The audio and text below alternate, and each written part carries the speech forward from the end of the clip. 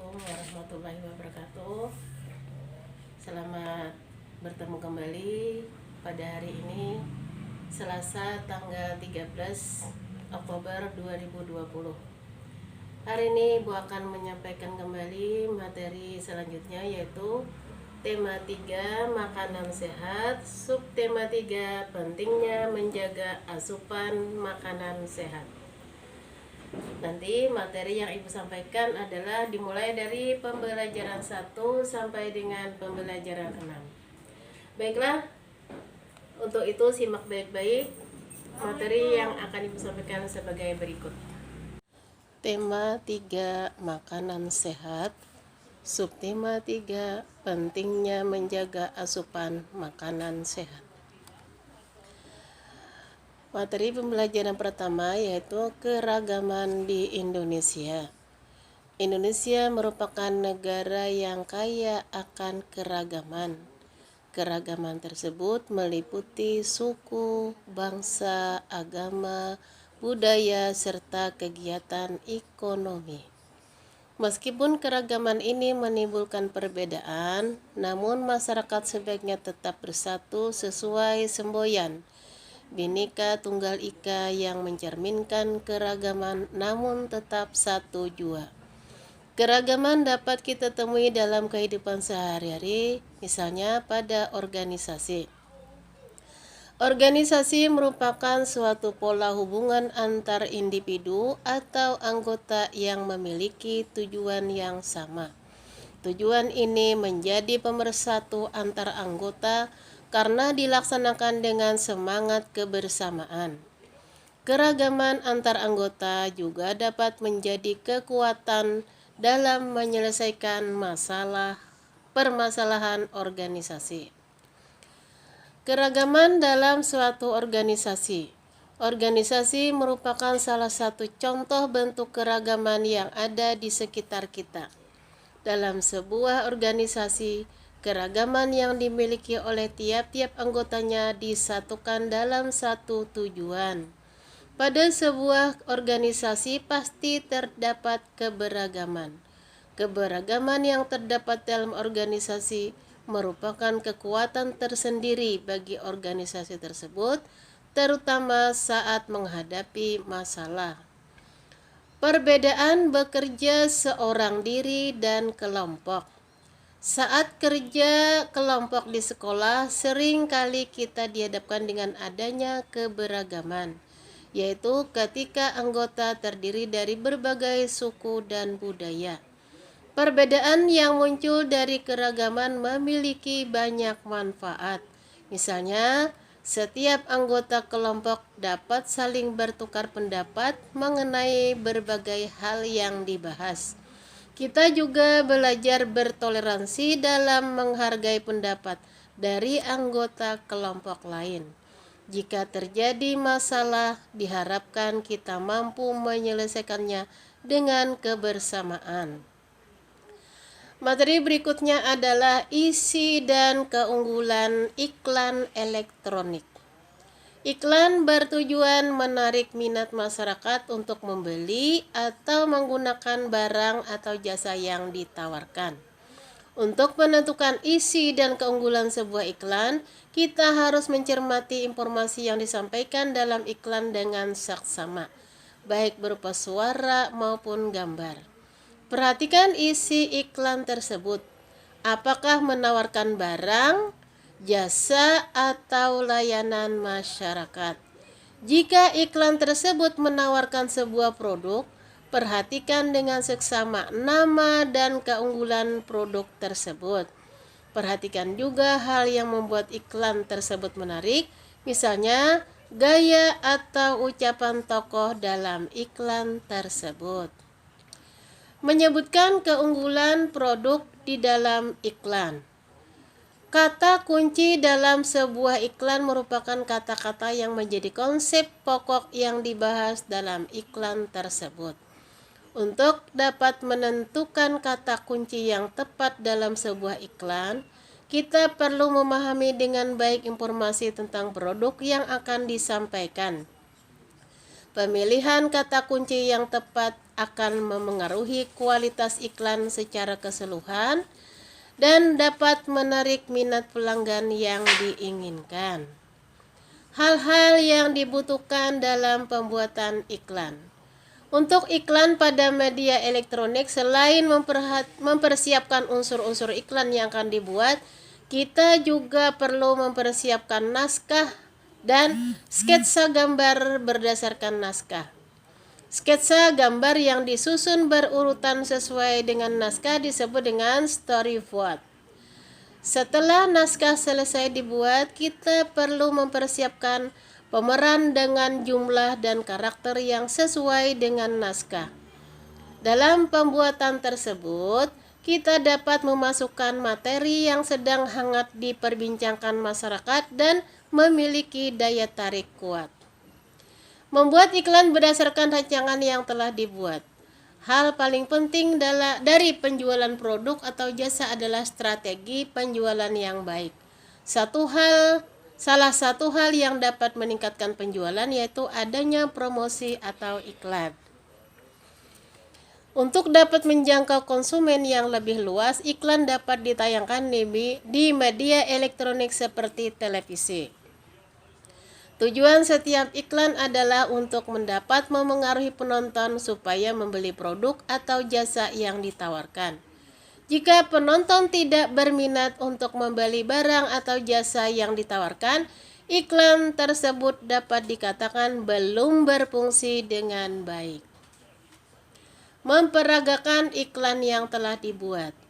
Jika akan memasarkan sebuah produk atau jasa, salah satu langkah yang perlu dilakukan adalah memilih media periklanan yang tepat.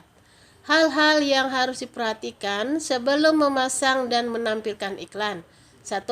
Iklan yang dipasang harus tepat sasaran. 2. Memilih media yang paling cocok untuk iklan yang dibuat. 3. Memilih waktu pemasangan iklan yang tepat. 4. Membuat perhitungan biaya yang teliti. Kita juga sudah berlatih memperagakan iklan bersama teman kelompok berdasarkan sketsa gambar. Untuk dapat menampilkannya di dalam kelas, kita perlu memperhatikan hal-hal berikut. 1. Menampilkan dengan percaya diri. 2. Menggunakan suara yang jelas. 3. Memastikan semua perlengkapan pendukung telah disiapkan. Dan yang keempat, menghafalkan dialog dan peran sesuai sketsa gambar dan naskah yang telah dibuat. Materi berikutnya adalah gangguan pada organ pencernaan manusia. Organ pencernaan manusia terdiri dari 1. Mulut, berfungsi untuk menghancurkan makanan sehingga dapat ditelan ke dalam tubuh. 2. Kerongkongan, berfungsi untuk mendorong makanan dari mulut ke lambung. 3. Lambung, berfungsi sebagai tempat terjadinya sejumlah proses pencernaan kimiawi. 4. Usus halus, berfungsi sebagai tempat penyerapan sari-sari makanan. 5. Usus besar, berfungsi sebagai tempat penyerapan air dari makanan. Dan anus berfungsi sebagai tempat pembuangan sisa-sisa pencernaan.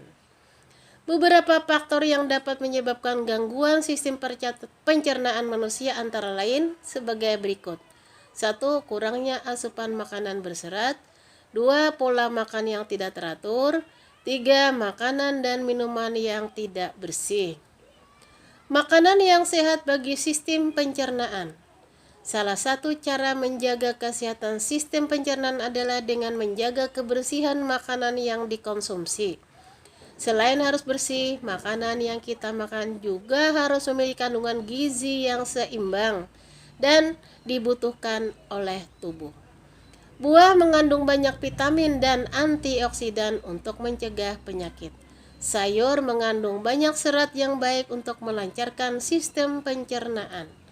Sedangkan biji-bijian mengandung asam laktat dan juga serat yang dapat meningkatkan jumlah bakteri baik di dalam usus. Penyakit pada organ pencernaan. Penyakit yang dapat menyerang organ pencernaan seperti MAH, ulkus, dan kolik dapat menyerang lambung. Sementara diare dan sembelit, konstipasi, menyerang usus halus ataupun usus besar. Penyebab penyakit organ pencernaan bermacam-macam, ada yang diakibatkan oleh bakteri dan virus, ada pula yang disebabkan oleh kekurangan serat dan vitamin. Berikutnya adalah pembangunan sosial budaya di Indonesia. Pembangunan sosial budaya adalah pembangunan yang mencakup kehidupan sosial dan budaya di masyarakat.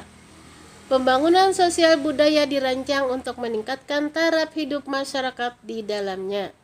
Dengan membeli produk hasil karya budaya daerah-daerah di Indonesia, berarti kamu juga telah turut berpartisipasi dalam proses pembangunan sosial budaya di Indonesia. Dengan membeli produk dalam negeri, kita ikut membantu menyejahterakan warga serta usaha kecil di dalam negeri. Keragaman sosial budaya Indonesia dan manfaatnya. Indonesia kaya akan keragaman sosial budaya. Indonesia terdiri dari berbagai suku bangsa yang memiliki bahasa, rumah adat, pakaian tradisional, senjata tradisional, makanan khas, upacara adat, dan kesenian masing-masing. Keragaman yang ada sebaiknya bukan menjadi pemecah belah persatuan, melainkan menjadi modal dalam pembangunan nasional Indonesia. Keragaman di Indonesia tidak menghalangi terjadinya kerjasama dalam masyarakat. Kerjasama diperlukan untuk bersama-sama mewujudkan cita-cita pembangunan nasional. Cita-cita pembangunan nasional tersebut adalah menjadikan bangsa Indonesia sebagai bangsa yang maju dan sejahtera. Banyaknya wisatawan asing yang berkunjung untuk melihat keragaman sosial budaya di Indonesia merupakan salah satu contoh bahwa keragaman yang kita miliki dapat menjadi modal pembangunan bangsa. Berikut contoh manfaat keragaman sosial budaya di Indonesia. 1. Menumbuhkan rasa nasionalisme. 2. Sebagai identitas bangsa di mata internasional. 3. Memupuk sikap toleransi sehingga persatuan Indonesia tetap terjaga. 4. Sebagai ikon pariwisata sehingga menambah pendapatan nasional. Dan yang kelima, sebagai sumber pengetahuan dunia. Materi berikutnya adalah batik sebagai karya seni rupa daerah. Karya seni rupa daerah merupakan suatu bentuk kesenian yang tumbuh dan berkembang di suatu daerah di Indonesia. Berbagai bentuk kesenian Nusantara yang ada sekarang ini merupakan budaya masyarakat yang sesuai dengan adat istiadat serta kondisi lingkungan di wilayah masing-masing. Salah satu contoh karya seni rupa daerah adalah batik. Batik adalah kain bergambar yang dibuat khusus dengan menggunakan malam, sejenis lilin khusus, dan pengolahannya diproses dengan cara tertentu sesuai ciri khas daerah masing-masing. Hampir di setiap daerah memiliki batik dengan ciri khasnya tersendiri. Batik biasanya dibuat dengan menggunakan alat yang disebut canting, yaitu kuas khusus yang berisi malam cair untuk digunakan di atas kain. Batik yang dibuat menggunakan canting disebut sebagai batik tulis. Ciri-ciri karya seni batik. Karya seni batik dapat dibedakan menjadi batik tradisional dan batik modern. Setiap jenis batik tersebut memiliki corak ciri masing-masing. Ciri-ciri batik tradisional: A. Coraknya memiliki makna simbolik. B. Umumnya bermotif ular, pagoda, geometris, serta barong. C. Warna cenderung gelap, misalnya hitam, coklat kehitaman, atau putih. D. Motif batik merupakan ciri khas daerah asal. Ciri-ciri batik modern: A. Coraknya tidak memiliki makna simbolik khusus. B. Umumnya bermotif tumbuhan dan rangkaian bunga. C. Warna cenderung bebas, misalnya biru, merah, atau ungu. D. Motif batik bukan merupakan ciri khas dari daerah asal. Dalam pembuatannya, batik memiliki beberapa teknik yang dapat digunakan, antara lain sebagai berikut. A. Teknis tulis, yaitu teknik membuat batik dengan kain yang dihias dengan tekstur dan corak batik menggunakan tangan. Pembuatan batik jenis ini memerlukan waktu kurang lebih 2-3 bulan. B. Teknik cap, yaitu teknik menghias kain dengan tekstur dan corak batik yang dibentuk dengan cap. Biasanya terbuat dari tembaga. Proses pembuatan batik seperti ini membutuhkan waktu kurang lebih 2-3 hari. C. Teknik cetak atau sablon, yaitu teknik mencetak kain sehingga memiliki motif seperti batik. Proses pembuatan batik ini tidak menggunakan teknik batik, tetapi menggunakan alat cetak atau sablon. Macam-macam batik Nusantara. Ini yang pertama adalah batik Solo, kemudian batik Riau, coraknya juga berbeda. Kemudian yang ketiga adalah batik Jakarta, motifnya bunga. Kemudian yang keempat itu adalah batik Yogyakarta, ada tanda Toturi Handayani. Terus berikutnya adalah batik Aceh. Yang berikutnya batik Pekalongan. Nah, itulah tadi materi pembelajaran pada hari ini, yaitu tema 3, subtema 3 dari pembelajaran 1 sampai dengan 6. Demikian yang Ibu sampaikan. Terima kasih. Wassalamualaikum warahmatullahi wabarakatuh.